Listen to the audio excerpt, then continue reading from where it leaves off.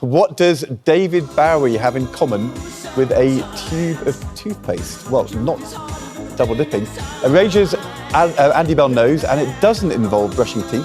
Find out when we speak to the electro-pop pioneer shortly. That was the most baffling intro I've ever read out on this. Basically, we're talking about things that have been thrown at artists on stage. And Andy's remarkable thing thrown at him on stage includes toothpaste and an apple. Gosh. So we're going to talk to Andy Bell next. Brilliant. You're watching Good Morning Britain on ITV1. Beside me, we can knock the world outside. Touch me, satisfy me, warm your body next to mine.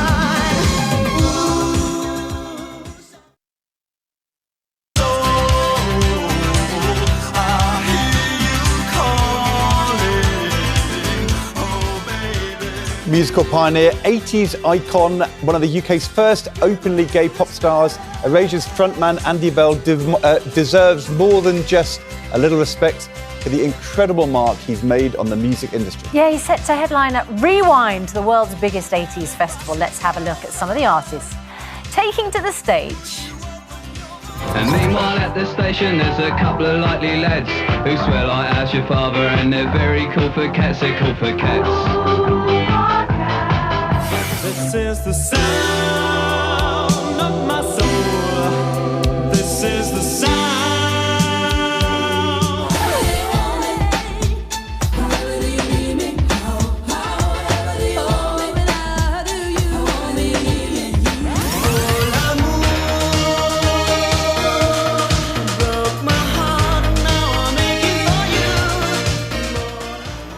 Oh my goodness, like reliving our youth. 80s, love it. Andy, welcome to the studio. It's just great to see you. It's interesting, isn't it? Because in the introduction, it introduces you as one of the first openly gay pop stars, which I think to an audience now, it's like, why is that relevant? Yeah. But it really was. Yeah, it was. It was kind of totally different in the 80s, you know. I mean, they had lots of really artistic people in the charts like Boy George and Mark Harmon, Soft Cell, and you kind of had a feeling that they might be gay, you know, and I used to see them around in clubs in London before I was famous, and but we had like Frankie Goes to Hollywood, and Tom Robinson in the 70s, Sylvester, the singer, Divine, the drag queen, and Jimmy Somerville from the Communards, Bronx Beat, you know, so I kind of felt like I was in good company.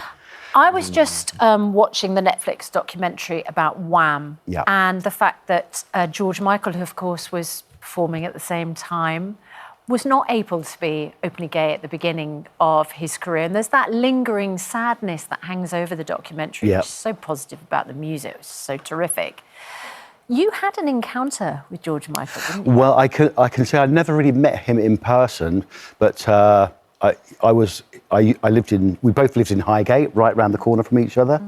And I was in Kentish Town outside the post office, just standing there, and his Range Rover drove by and the window wound down, and he was just looking at me straight into the eyes, and I just had this feeling of pure love from him.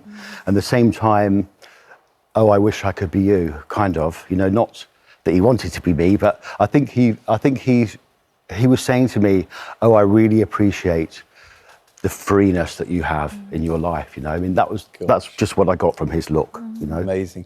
You're headlining Rewind Scotland in the third week of July, Rewind North early August, Rewind South in Henley later in August. Yep.